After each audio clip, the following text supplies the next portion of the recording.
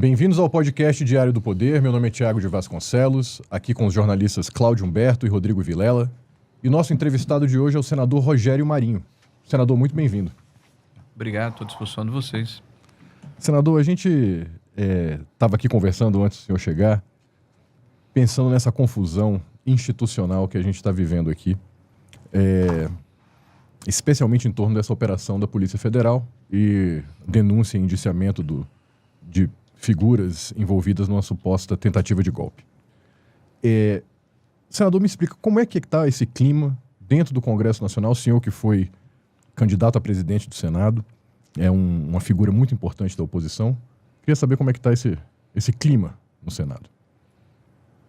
Olha, eu acho que há um pouco de perplexidade, né? Porque nós passamos 2 anos assistindo uma narrativa quase que majoritária, com raríssimas exceções da grande mídia brasileira, de que 8 de janeiro havia sido um golpe perpetrado de forma organizada, né, na tentativa de supressão violenta do Estado de Direito, né?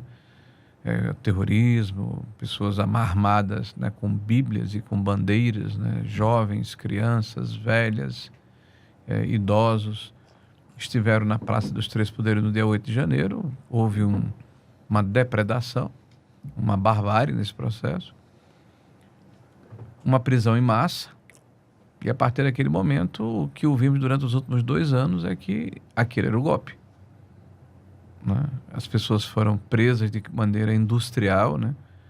Não houve individualização de culpas, né? O ministro Alexandre de Moraes, que hoje é o xerife do país, né? Que tem poderes, né? Que desbordam a Constituição, né? Que trabalha num processo permanente de exceção desde março de 2019, agora em março de 2025 vão fazer 6 anos do inquérito do fake news, né, que permitiu essa excepcionalidade que está se tornando, na verdade, uma normalidade no Brasil. Está banalizado esse processo de se relativizar os direitos individuais das pessoas para se encontrar um fim, que isso qual seja proteger, entre aspas, a democracia.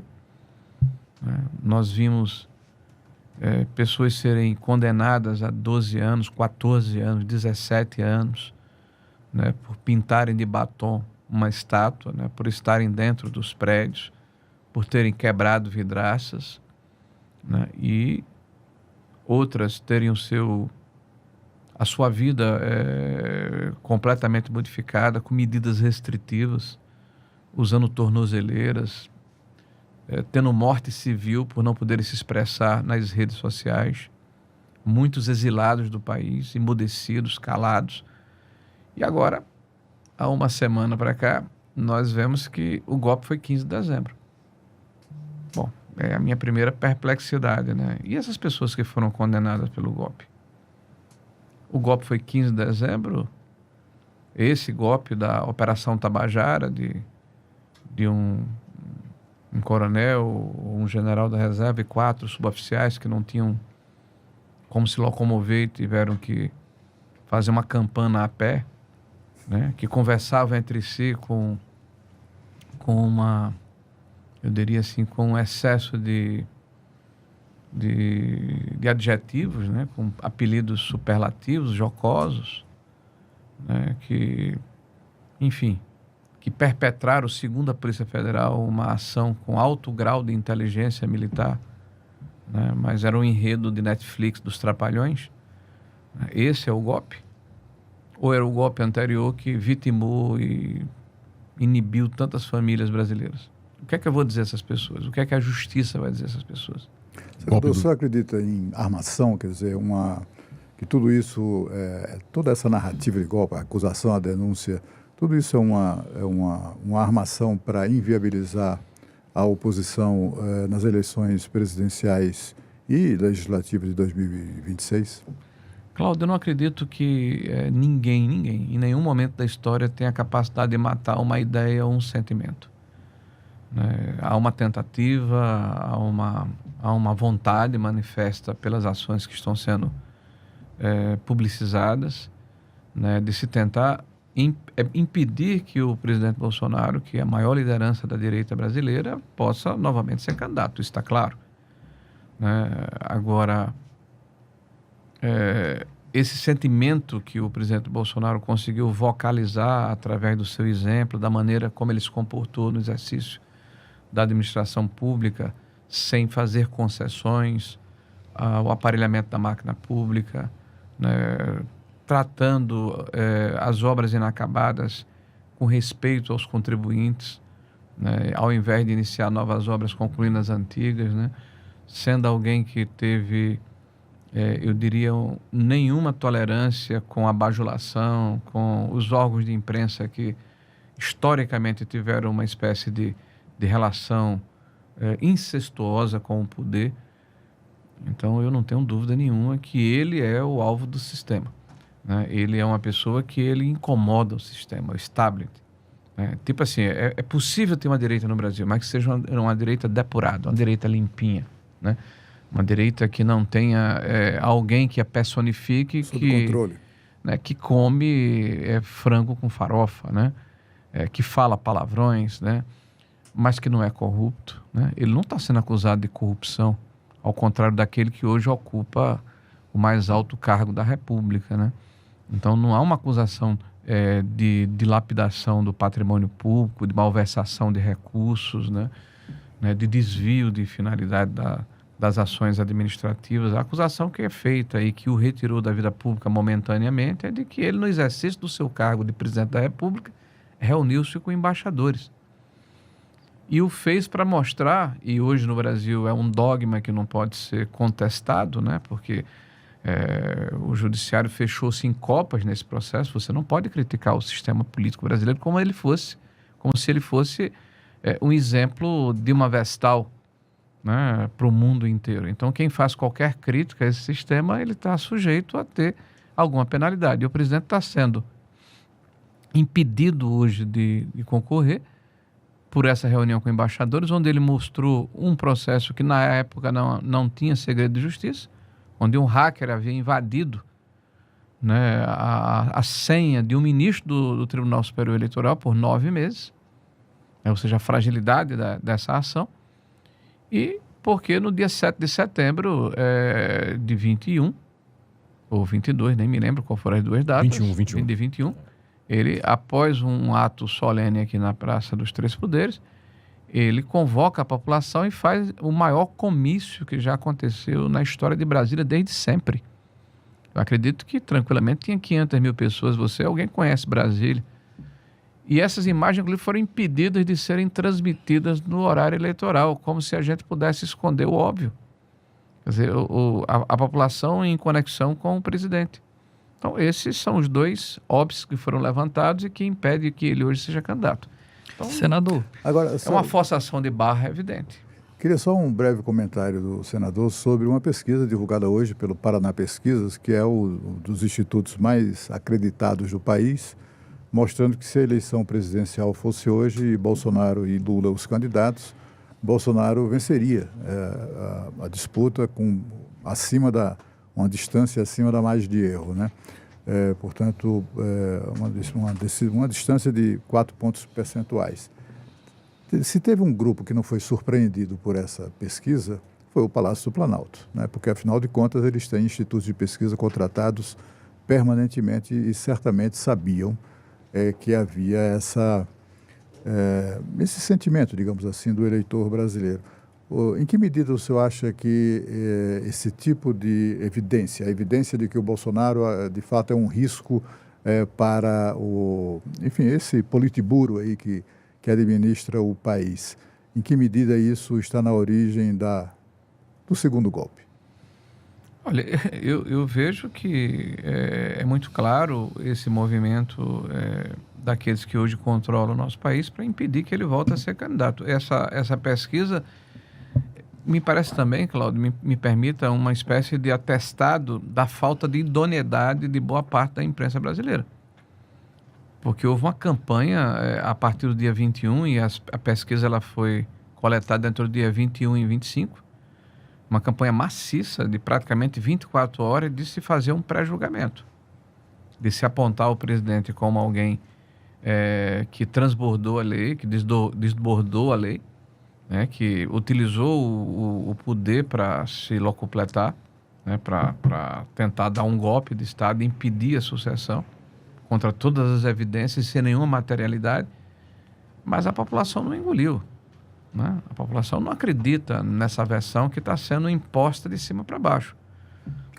Quando é um massacre. E continua, e me parece que não está conseguindo sensibilizar o eleitor, né? É o que eu falei, a falta de credibilidade da imprensa tradicional.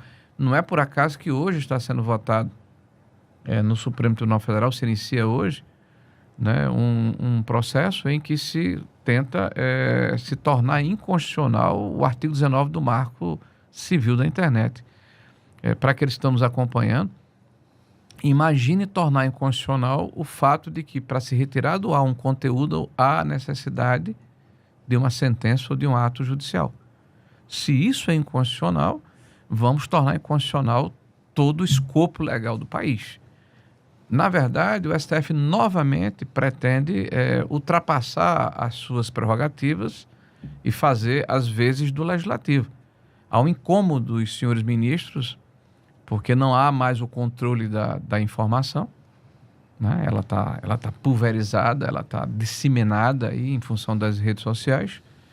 E o que eles querem é legalizar o que já ocorreu, porque todos nós sabemos que houve retirada de conteúdos, houve retiradas supressão de perfis, né? Basta ver os diálogos que foram vazados e publicizados, né, pela própria Folha de São Paulo, onde os ministros auxiliares do eminente presidente do TCE naquela oportunidade, hoje ainda ministro do Supremo Tribunal Federal, né, dizia em nome do mesmo que era necessário ter criatividade.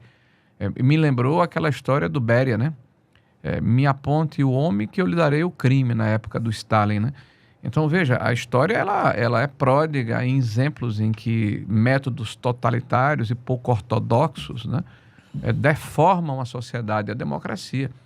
Eu fico muito preocupado, Cláudio, quando nós deparamos com essa situação que está banalizada, ela está incorporada pela sociedade brasileira como se fosse uma coisa comum. Eu tenho lido os grandes jornais do país com editoriais que fazem críticas à maneira como o ministro Alexandre de Moraes e o próprio STF têm se comportado, mas sempre justificando a gênese do processo. Tipo, olha, contra Bolsonaro podia. Agora volta para a caixinha. Agora, quem tirou a tampa dessa caixa e permitiu que o diabo ficasse solto vai ter dificuldade de colocá-lo de volta dentro da garrafa e restabelecer esse processo que todos nós queremos, que é de normalidade democrática e de funcionamento das instituições. Senador, o senhor mesmo citou algumas ações do STF que parecem ultrapassar as prerrogativas dele, né? A gente acompanha... Não, eu afirmo que ultrapassa, eu não estou dizendo parece. Não. Sim. Você pode ter o cuidado, mas eu tenho informação. O senhor não acha que há uma omissão do Senado, ou pelo menos do presidente do Senado, Rodrigo Pacheco, que a impressão que a gente tem é que esse sistema de freio do Senado em relação ao STF, ele não está exatamente calibrado, né? A gente tem umas demonstrações de excesso por parte do Supremo Tribunal Federal e onde a gente poderia ver alguma correção de rumo, que seria no Senado Federal, a gente não consegue verificar isso. Há uma omissão do Senado Federal? Pacheco merece a denominação de frouxo que tanto fazem a respeito dele? Não, eu não entro nessa da desqualificação, adjetivação, né, dos personagens, né? Eu fico muito preocupado com o debate dessa forma, mas ela é livre, claro, e cada um fala como achar que deve falar. Agora, veja, eu acho que a grande injustiça é a generalização, né? De fato, o Senado não está cumprindo seu papel por sua maioria, né? O Senado, como uma casa legislativa, ele tem uma dinâmica própria onde a maioria, né, determina os rumos, né, que o Senado segue, da maneira como ele se posicionou. E veja, eu acho que nós estamos vivendo assim o ápice do processo, que não começa agora. Né? Isso é um processo que deve ter aí pelo menos uns 20 anos, desde a Constituição de 88, né? E agora de uma forma muito mais acelerada, a partir de 2015, 2014, em que o judiciário gradativamente foi ocupando espaços que eram permitidos pelo Legislativo e pelo próprio Executivo. E hoje nós temos a hipertrofia, claro, ou seja, uma invasão de competência de um poder sobre os outros poderes. Veja a questão, por exemplo, que todos comentam e debatem, da forma como essa ADPF, que é relatada pelo ministro Fachin, tem dificultado a ação das polícias civis e militares no estado do Rio de Janeiro. Né? Então, a política pública que deveria ser uma prerrogativa intrínseca do Poder Executivo tem sido monitorada, coordenada, orientada pelo Supremo Tribunal Federal através do ministro Fachin, de forma regular. Eu estou dando um exemplo de uma situação, né, que impacta diretamente em um dos maiores estados brasileiros, que tem altos índices de criminalidade, principalmente do crime organizado, né, que praticamente tomou territórios da cidade e de cidades do interior, da capital e de cidades do interior, e cria situações que terminam sendo romanceadas nas séries de ficção, né, como se fosse uma situação glamurosa. Mas, na verdade, são aterrorizantes e mostram que é uma falência do Estado. O Senado deveria fazer o seu papel. Por isso, nós defendemos que é necessário que a população entenda a responsabilidade e a importância do voto para um senador. Né? Nós precisamos mudar esse equilíbrio político dentro do Senado para restabelecer o equilíbrio democrático. Né? Eu, por exemplo, defendo que a forma como o ministro Alexandre de Moraes vem se comportando, ele reiteradamente dá motivos para que haja abertura de um processo de impedimento, para que nós possamos discutir se, de fato, as ações que ele perpetra têm cobertura constitucional ou se caracterizam como abuso de poder. Se o Senado não faz esse papel, é evidente que essa hipertrofia vai gradativamente aumentando. E veja, eu defendo o Supremo Tribunal Federal, mas sou extremamente favorável à Corte Superior, mas dentro das prerrogativas auferidas pela Constituição, e não aquelas que foram gestadas em função desse embate, né, que hoje tornam ministro do Supremo Tribunal Federal personagens políticos, né, que interagem com a sociedade, dando opiniões a respeito de temas que, inclusive, eles vão julgar. Pô. Em entrevistas, inclusive. Em entrevistas, em seminários, em simpósios. E está tudo banalizado. A imprensa mesmo procura esse pessoal o tempo todo. Veja que curiosidade. Quando ocorreu a morte daquele cidadão na praça, acho que foi dia 13 de novembro, se eu não estou enganado, a imprensa, ao invés de procurar apenas as autoridades executivas e legislativas ou até as policiais para repercutir, foi em demanda ao Ministério Público Federal, foi em demanda ao ministro Alexandre de Moraes, que presidia o inquérito, para ele dar opinião sobre um fato que ele poderia julgar. E onde é que estavam esses cidadãos? Reunidos no Palácio da Alvorada, numa agenda fora da agenda oficial. A principal autoridade judiciária, o diretor da Polícia Federal, que estava fazendo o inquérito, elaborando o inquérito, a autoridade que vai avaliar se o inquérito tem relevância e deve prosseguir, que é o procurador Gonê, né? O presidente do inquérito, que é o ministro Alexandre de Moraes, o Zanin, que era advogado particular do Lula, né, e que é o principal antagonista de Bolsonaro, e hoje é ministro, o Zanin, além do decano do tribunal. O que é que eles estavam discutindo numa quinta-feira, fora de agenda, tantas personalidades importantes, na contramão do que a gente imagina que deva ser a separação entre os poderes, né? Se na segunda-feira aparece a Operação Punhal Verde e Amarelo, na quarta-feira o indiciamento. Então, eu não vou aqui fazer nenhuma afirmação, mas que o quadro está montado com muito maior assertividade do que o relatório que foi apresentado pela Polícia Federal para tentar provar um golpe, com certeza está. Porque este relatório, inclusive, fala que o golpe começa em 2019. Né? Porque quer dizer, o primeiro ano do exercício da presidência, o presidente já estava tramando um golpe. Deve ser contra ele mesmo, suponho. Né? E com o argumento de desacreditar as urnas. Ora, em 2015, o presidente Bolsonaro apresenta uma emenda dentro de um projeto de reforma eleitoral, que passa, inclusive, na Câmara e no Senado, onde ele já tratava de voto impresso. Então, em 2015, esse cara precisa voltar a ser presidente. Olha a visão desse cara, pô. De acordo com a Polícia Federal, ele já tinha uma visão em 2019. Não, Polícia Federal, em 2015. Eu acho que eles precisam revisitar os autos. Olha a visão do presidente Bolsonaro, né? Extraordinário em 2015. Ele já pensava que Lula ia ser preso, ia ser descondenado, ia ser candidato contra ele. Depois da deflagração dessa operação, né, dessa mais recente, que tratava inclusive de trama para assassinar o presidente da República, o vice-ministro supremo, etc., houve um período ali, um tanto quanto constrangedor até, de silêncio do Bolsonaro. Ele era claramente a figura, o alvo principal, e ele ficou calado. Ele não se manifestou de maneira peremptória no sentido de dizer, se isso ia acontecer, eu não tenho nada a ver com isso.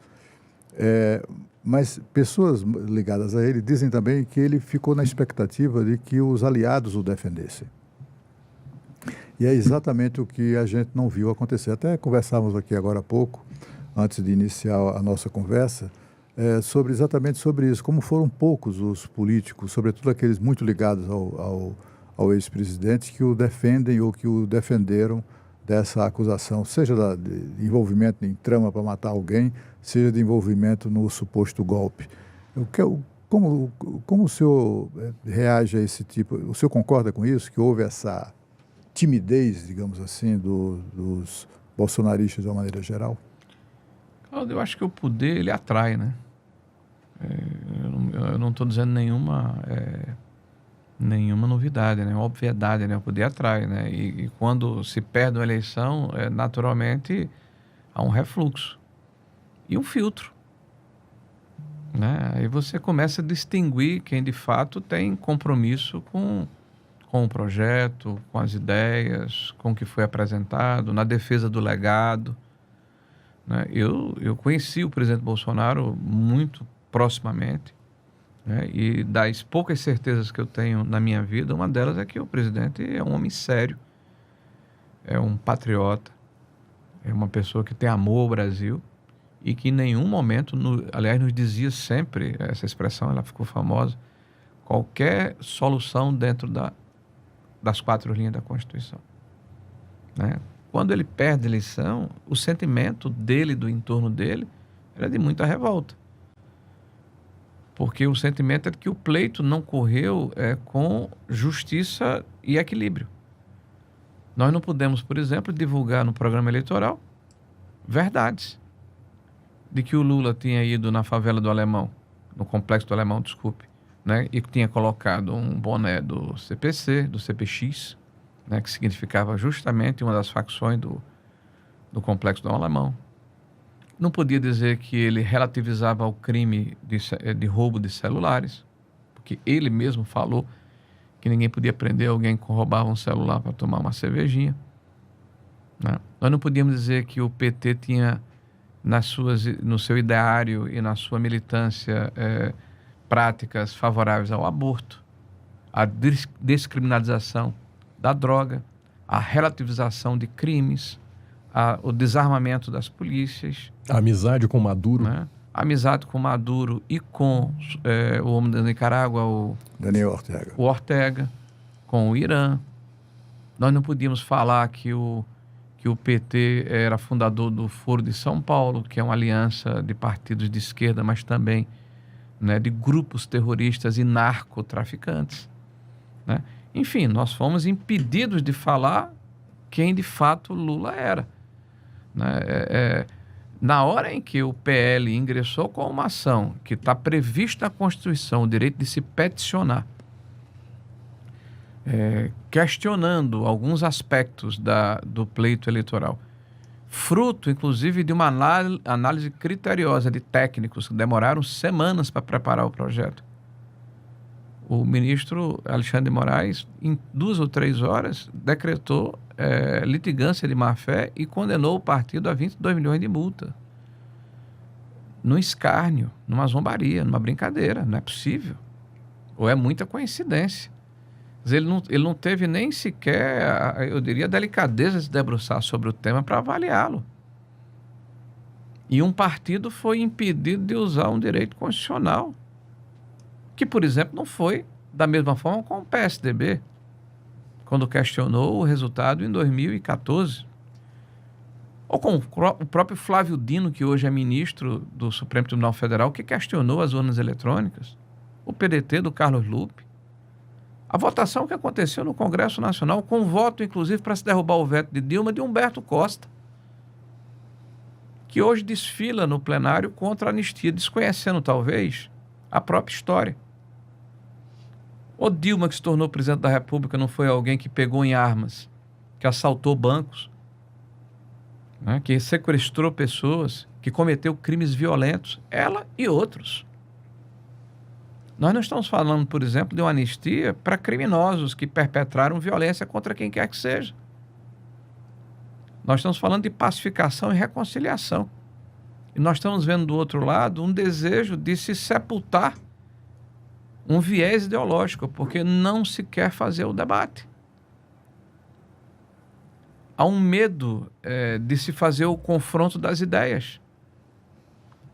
Há um receio, um pavor de que alguém como o Bolsonaro, com o perfil que ele tem de disruptivo, né, de alguém que não se amolda a esse figurino, né, de o presidente ideal, como se Lula se amoldasse. A diferença é que Lula ele representa essa cultura woke, né, essa política identitária que vem de cima para baixo, que hoje é praticamente unânime no mundo inteiro. Então ele é o queridinho dos artistas, senador, né, não tem, dessa mídia maestrã. A alegada polarização não tem mais, né? Porque as eleições municipais mostraram, o povo se manifestou, foi às urnas, elegeu 88% de candidatos conservadores às prefeituras. A esquerda só elegeu 12%. E agora surge essa pesquisa do Paraná Pesquisa indicando que o Bolsonaro venceria a eleição numa disputa, se fosse realizada hoje, com o presidente Lula.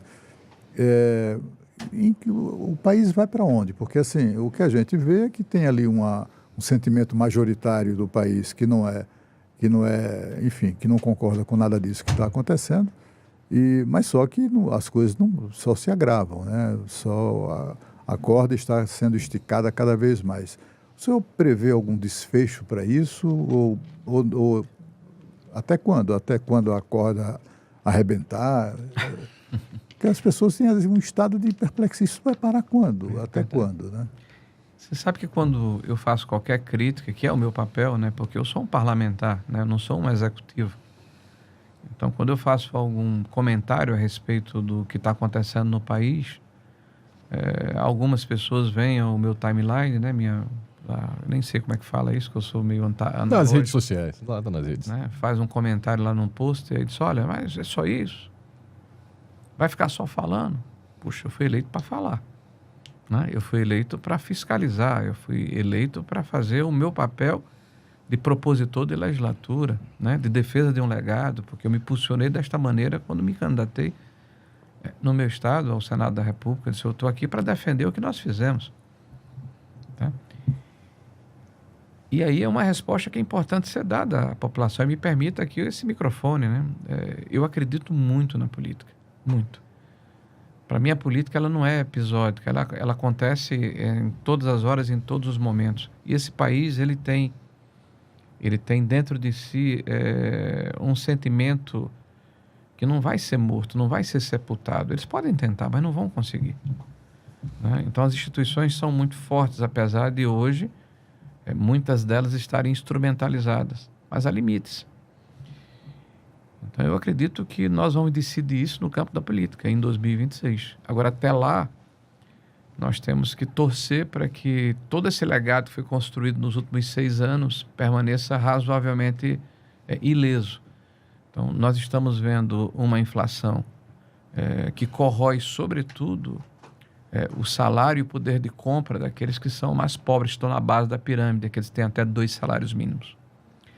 E é uma inflação fruto da má gestão da política fiscal brasileira. Nós começamos esse governo com um defeito de origem que não vai conseguir ser reposicionado. Nós começamos com uma PEC da transição que aportou mais de 200 bilhões de reais no orçamento sem contrapartida de receitas. E isso é repetido todos os anos como se fosse um novo sarrafo. Né? A partir desses 200 bilhões a mais, se acrescem novas despesas todos os meses. Esse governo é pródigo em gastar e cobrar taxas e impostos. Você tem uma ideia, Cláudio? As nossas receitas do Brasil cresceram a nível real 9% até setembro desse ano, setembro, outubro.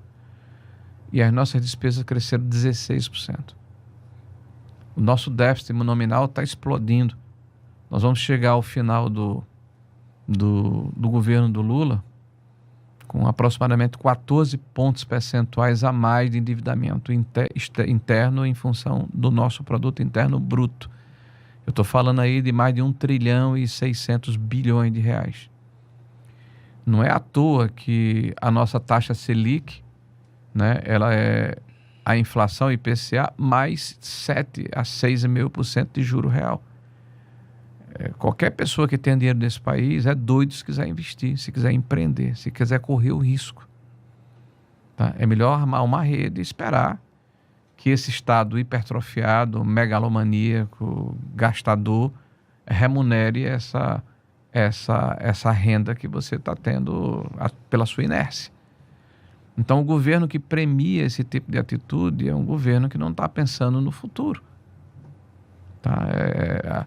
Tudo que aconteceu de ruim no Brasil nos últimos 14 anos do PT, que culminou com a maior crise econômica que o Brasil teve desde 1948, com a supressão de quase 7 pontos percentuais do PIB em menos de 2 anos, né? Com a erradicação de mais de 3 milhões de postos de trabalho, com o fechamento de quase 500 mil empresas no Brasil na época, com a dilapidação do patrimônio dos fundos de pensão, né? Com a destruição da Petrobras, que passou a ser a empresa mais endividada do mundo naquela oportunidade, né? Com o descrédito generalizado da população em função da ação dos seus agentes públicos. Tudo isso que aconteceu está se repetindo agora com a diferença. Aliás, com os mesmos personagens e com os mesmos métodos. Está se repetindo com a velocidade maior. Porque há uma crise da abstinência. As pessoas passou muito tempo sem roubar, sem corromper, sem aparelhar a máquina pública. Então voltaram com a fome de gafanhotos. Com gosto. Num campo de milho verde. Bom. Senador, para a gente só fazer um exercício de futurologia aqui, o senhor acredita na prisão do ex-presidente Bolsonaro? Olha, um processo em que quem conduz o inquérito é o inimigo declarado do presidente. E o presidente é inimigo declarado deste cidadão, com acusações públicas e recíprocas, né? Com um pedido do presidente contra ele de impedimento, com arbitrariedades que foram cometidas por ele contra o presidente no exercício da sua função de presidente, quando ele mediu para quebrar sigilo e fazer busca e apreensão contra membros do gabinete do presidente, né, de uma forma heterodoxa, né, com alguém que se diz vítima dessa trama, com alguém que, pela sua atuação de ser xerife do Brasil hoje, com essa situação, ele simplesmente recebe todos os processos, todas as ações que dizem respeito a essa situação e cria conexões. Tá? Eu acredito que o processo está viciado desde o início, né? É um processo que deveria urgentemente ser reposicionado com a retirada com a autocontenção do tribunal para pedir ao ministro Alexandre de Moraes que não esteja à frente do processo. Não há nenhuma condição de imaginarmos que há imparcialidade. Mas tem uma maioria no Supremo, não é, senador, que é claramente hostil ao ex-presidente. Então, o final dessa história parece certo, né? Assim, o senhor tem toda a razão com relação a isso, com relação ao fato de que o ministro Alexandre de Moraes, isso é uma coisa exótica, né, para dizer o mínimo, ele ser vítima, ser também o policial que investiga, o promotor que denuncia e o juiz que julga no mesmo caso. Mas, assim, ele seria substituído certamente por outro, igualmente hostil ao ex-presidente.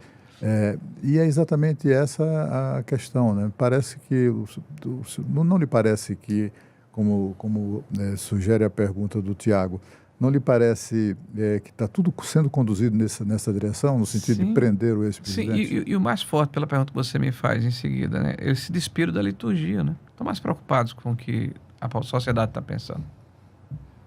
Eu não estou mais preocupado se a lei está sendo modificada, se a jurisprudência está sendo invertida, né? Se a suspeição material é evidente que ele tem.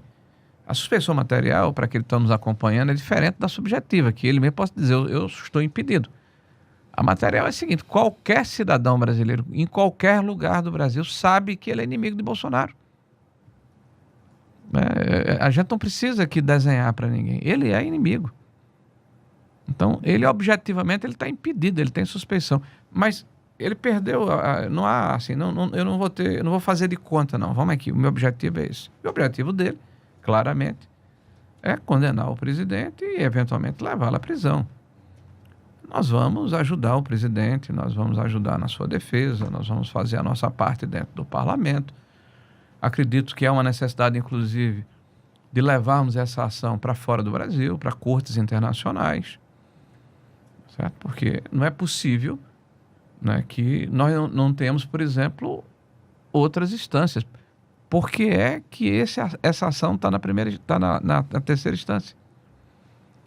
O presidente não é mais presidente. O Lula foi julgado na primeira instância.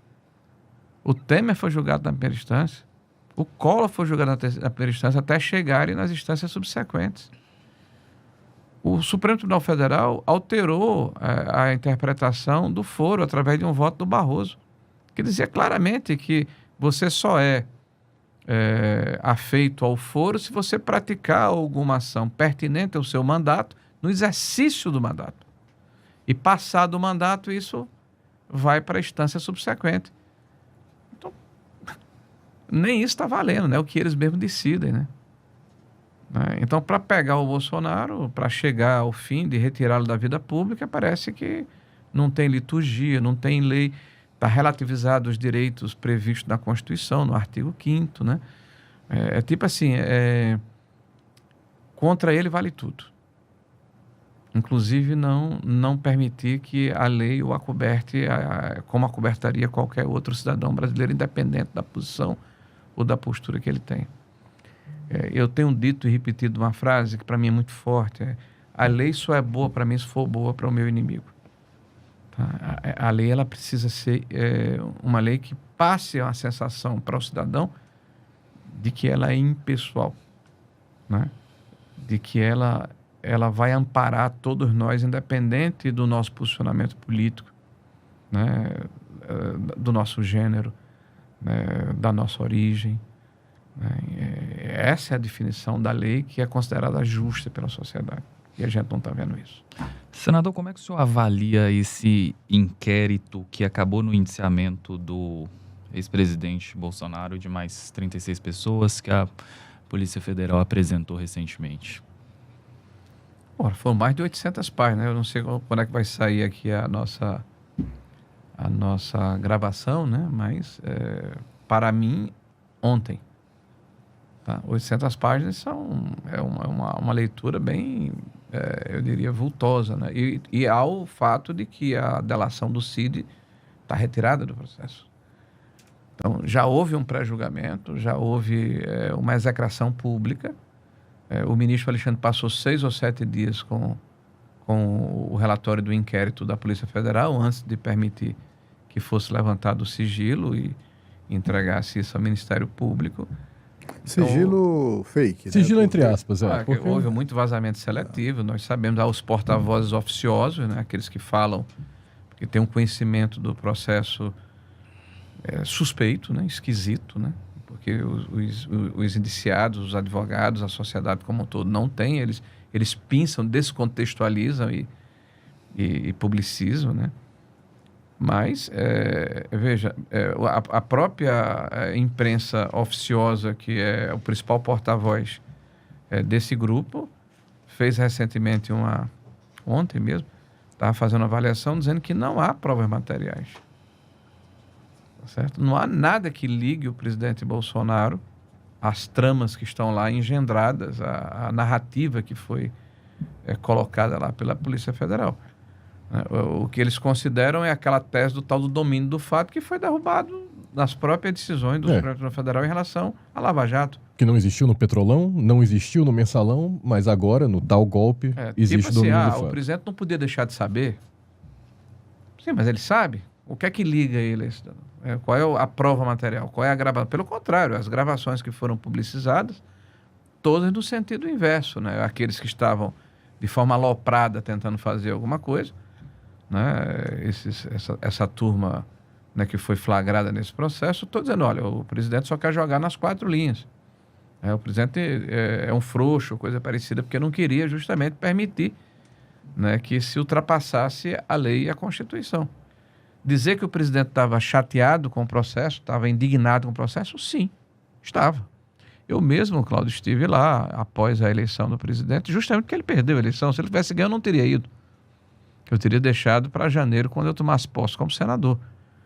Mas eu me senti na obrigação de estar ao seu lado na hora da sua aprovação. Ele foi uma pessoa extremamente correta comigo, né? Me prestigiou, me distinguiu, né? Eu acho que a lealdade, ela não deve ser cobrada. A solidariedade não deve ser cobrada. Você oferece, né, na hora em que você se sente compelido a isso pelos gestos reiterados, né, que foram dados ao longo da nossa relação. Então, eu estive lá várias vezes com o presidente. E todas as vezes que estive com o presidente, vi alguém extremamente ferido, né, muito chateado com o processo, mas em nenhum momento falando a respeito de não entregar o poder, de não fazer a transição. Isso foi um ato contínuo. 2 dias depois, ele reuniu a imprensa, né, e fez uma comissão de transição. Nós falávamos muito a respeito, né, do fato de que ele passava a ser alguém que havia vocalizado o sentimento da direita conservadora. As pessoas sempre foram, no Brasil, majoritariamente de direita e conservadores em costumes, mas não tinham como vocalizar isso, não tinha uma liderança que aglutinasse isso. E ele foi esse elemento catalisador, né? Eu dizia a ele naquele momento a importância que ele teria nesse processo de construção desse partido, com uma nitidez ideológica e programática, né, que faria o contraponto a uma forma absolutamente anacrônica de governo que o PT está instalando no país, e que nós voltaríamos em 2026. Não tinha nenhuma dúvida em relação a isso, como não tem hoje. Basta ver o sentimento da população nas ruas do Brasil. As pesquisas mostram isso. Agora, senador, o assunto é delicado porque, afinal de contas, os inimigos do Bolsonaro no governo, na polícia, no Ministério Público e no Supremo Tribunal Federal muito, né? jamais permitirão que ele volte ou que tenha condições de disputar o cargo. Ele não será candidato ou pela manutenção da inelegibilidade, ou vão amarrar ele no poste, ou vão amordaçá-lo, ou vão prendê-lo, fazer o diabo para que ele não seja candidato. A oposição já considera esse quadro e é por essa razão que eu lhe pergunto, assim, o senhor tem alguma opinião sobre isso, sobre quem poderia eventualmente substituir Bolsonaro numa candidatura presidencial? Tarcísio, Michele, Bolsonaro, enfim, o Ratinho Júnior, Caiado, alguém que o senhor identifique como aquele mais talhado para esse cargo, essa missão? Bom, primeiro, nosso candidato é Bolsonaro. Nós vivemos num país em que alguém que estava condenado em 3 instâncias por crimes de corrupção, né, de malversação de recursos públicos, de formação de quadrilha, né, de repente teve as suas sentenças anuladas, né, a sua condenação desconstituída, foi solto e hoje é presidente da República. Então, o presidente Bolsonaro não roubou, não corrompeu, né, não assaltou cofres públicos. Então, por que não, né, ele voltar a ter a sua condição de elegibilidade? Bom, segundo, o PL hoje é um partido, e é sempre bom frisar isso, porque ficou numa névoa, é o único partido no Brasil que faz oposição ao PT. É verdade que ainda temos alguns integrantes, né, que se alinham com o partido do governo em algumas votações, mas majoritariamente 80%, 90% do partido, nós temos uma linha de oposição, ao contrário de todos os demais partidos, todos os outros. Eu não vou nominar aqui, mas todos os demais partidos estão no governo, se aproveitando do governo de alguma forma. Só o PL não está. E o Novo, que é um partido que tem 3 deputados federais. Estou falando de partidos médios e grandes. O PL saiu de 11º partido do Brasil para primeiro colocado em número de votos nas prefeituras de todo o país. E não foi por acaso. Foi Jair Messias Bolsonaro. O PL foi o partido que teve o maior número de votos de legenda para vereador. Ultrapassou o PT, que historicamente sempre foi o mais votado. Tá? E essa identificação com o partido vai ficar cada vez maior pela clareza na defesa, né, de uma visão liberal da economia, de um Estado empreendedor, na defesa da propriedade privada, né, contra aumento de impostos e de taxas, né, a favor de uma reforma administrativa que torne o Estado mais eficiente, na defesa de costumes e forma de se encarar a sociedade, que são sagrados e que sempre identificaram e nortearam a nossa civilização ocidental, né, e que hoje são colocados como se fosse uma coisa ruim para a sociedade. Defender a família, né, defender a vida desde a sua concepção, né, defender o sagrado direito dos pais, né, de interagir com seus filhos no processo educacional, não deixar isso só nas mãos do Estado, né, ser contra a liberação, a descriminalização das drogas, porque isso corrói o tecido social, não aceitar a relativização de penas para criminosos, né, ter uma absoluta condição de aversão à corrupção. Então, são valores que nos identificam com uma parcela expressiva da sociedade. O PL fez mais de 90 vereadores nas 26 capitais brasileiras. Foi o partido que fez o maior número de vereadores. O PL fez o primeiro colocado em 10 das 26 capitais brasileiras. Então, nós somos um partido com vocação para o poder, para fazermos esse antagonismo natural. Então, o PL não vai deixar de ter candidato. Me desculpe o preâmbulo ou a contextualização, mas aqui já tem um pouquinho mais de tempo, né? O PL terá candidato a presidente da República. Até porque nós somos um partido e estamos trabalhando para sermos cada vez mais um partido orgânico. Tá? E o grande condutor, o grande líder da direita do Brasil, indubitavelmente, é Bolsonaro. Eles vão ter que engolir isso.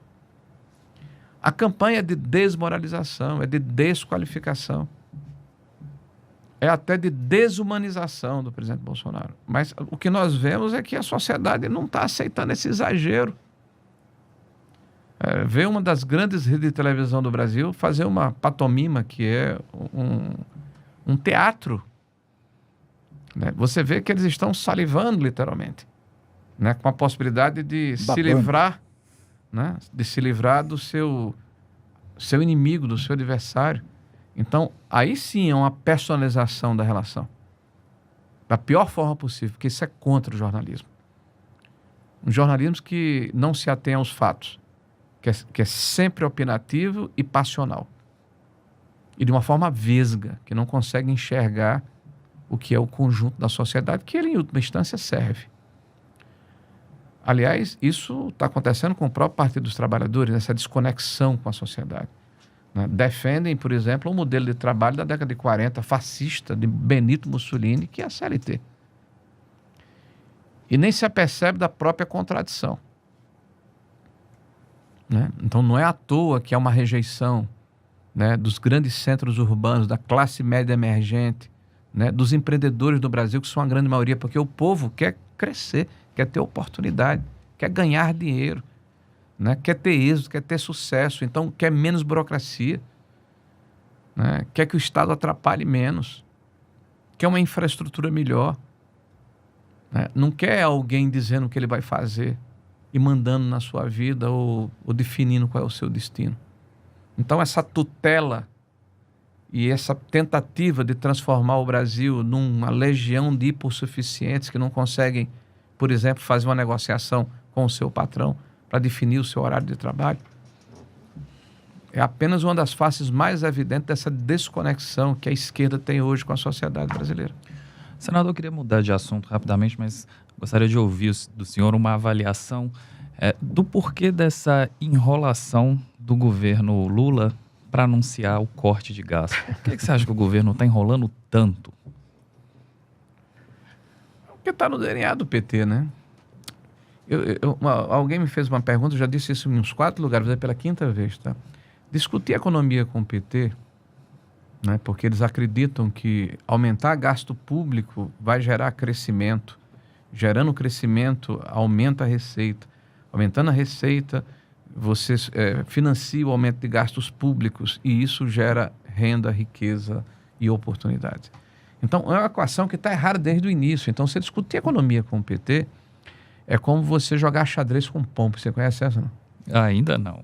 Pois, muito bem. O pombo chega, o tabuleiro está todo arrumado, ele chega, bagunça as peças todas, faz uma caca no tabuleiro, estufa o peito e sai dizendo que ganhou o jogo. Aí quem ficou para trás tem que limpar a caca, botar as peças no lugar, arrumar tudo. Então, é mais ou menos o comportamento do PT na área econômica. Então, nós devemos agradecer muito ao fato de que o governo do presidente Bolsonaro votou uma lei que deu autonomia ao Banco Central. Roberto Campos, através da política monetária, foi o que permitiu que minimamente depois da barroada, da forma atabalhoada que esse governo começa com essa PEC da transição, nós tivéssemos algum controle no processo de câmbio e de inflação. Mas isso tudo tem prazo, tem limite, né? Então, as práticas reiteradas de populismo, de gastos excessivos, de repetição de velhas receitas. Veja, por exemplo, a questão do PAC. Está no PAC 3. São as mesmas ideias, gente. São os mesmos métodos. São os mesmos personagens. E vamos ter o mesmo resultado. É inexorável. Senador, a gente... por favor. Só uma última pergunta. Das primeiras entrevistas que eu participei com o senhor na Rádio Bandeirantes, lá em São Paulo, o senhor fez uma afirmação. O senhor, na época, tinha pegado o touro à unha da reforma trabalhista, percorreu o país articulando e viabilizando ali aquela grande reforma. E durante a entrevista, o senhor disse uma coisa que me impressionou muito e eu nunca esqueci. O senhor disse naquela ocasião que já havia 30 ou 40 dias que não voltava para casa. Como é que está a sua vida hoje? Pô, tá parecida, viu? Hoje eu sou o secretário-geral do PL, né, e líder da oposição. Estou indo agora para São Paulo, por exemplo, vou ter que voltar amanhã. Né? Então, a gente tem outras missões, mas são missões que me têm tomado muito tempo, realmente. Porque eu preciso estudar para poder me posicionar. Né? Eu não tenho o hábito de... eu tento não ser leviano nas posições que eu assumo. E isso me demanda muito tempo. E, ao mesmo tempo, eu tenho que andar em muitos lugares, falar com muitas pessoas. Visitar as bases. Visitar as bases. E ser o interlocutor hoje, né, do PL, que é o maior partido de oposição do Brasil e que tem capilaridade no país inteiro. Senador, queria agradecer a sua presença. A gente está chegando aí no final do nosso horário. E já queria deixar aqui aberto o convite para um retorno, porque a gente tinha muita coisa para conversar, mas papo demais, bom, né? É assim. Os assuntos são apaixonantes. Assunto bom é assim. Obrigado, senador. Obrigado a Muito vocês. obrigado, foi uma ótima entrevista.